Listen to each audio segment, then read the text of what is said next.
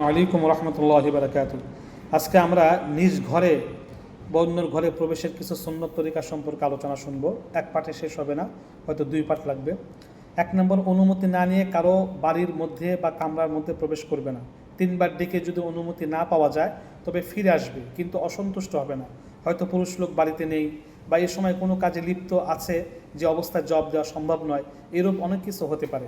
অনুরূপ নিজের ঘরেও আওয়াজ না দিয়ে প্রবেশ করবে না। কেউ হয়তো বেপর্দা থাকতে পারে বা কোনো গায়রে মাহরাম আওরাত মহিলা ঘরে থাকতে পারে। অবশ্য কেউ সাধারণ মজলিসে বা খোলা জায়গায় একাকী বসা থাকলে তার নিকট যাওয়ার জন্য কোনো অনুমতির প্রয়োজন নেই। 2 নম্বর, বাড়ির ভিতর থেকে বা কামরার ভিতর থেকে যদি কেউ জিজ্ঞাসা করে তুমি কে, তবে নিজের নাম পরিচয় পরিষ্কার করে বলবে আমি অমুক, শুধু আমি বলবে না। 3 নম্বর, মহানবী সাল্লাল্লাহু আলাইহি ওয়াসাল্লাম কখনো হঠাৎ গৃহে প্রবেশ করতেন না, বরং এভাবে আসতেন যে পূর্ব থেকে গৃহবাসী মহানবী সাল্লাল্লাহু আলাইহি ওয়াসাল্লামের আগমনের কথা বুঝতে পারতেন। আপনি যদি অনেক দূর থেকে আসেন সফর করে, আগেই অবগত করানো স্ত্রীকে বা ঘরের লোকজনকে আমি আসতেছি, যাতে স্ত্রী পরিপাটি করতে পারে, নিজেও সাজসজ্জা গ্রহণ করতে পারে। 4 নম্বর, মহানবী সাল্লাল্লাহু আলাইহি ওয়াসাল্লাম ঘরে প্রবেশের সময় আগে ডান পা দিতেন, বিসমিল্লাহ পড়তেন এবং বলতেন এর বরকতে শয়তান ঘরে ঢুকবে না।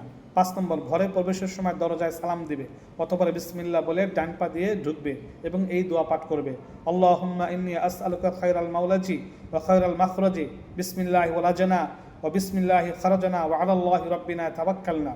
যদি আপনি আরবি পড়তে না পারেন, বাংলা পাঠ করবেন, হে আল্লাহ, তোমার কাছে উত্তম প্রবেশ পথ ও উত্তম বাহির পথ কামনা করছি, আর আমাদের পালনকর্তা আল্লাহর উপর নির্ভর করে তারই নামে প্রবেশ করছি এবং তারই নামে বের হব।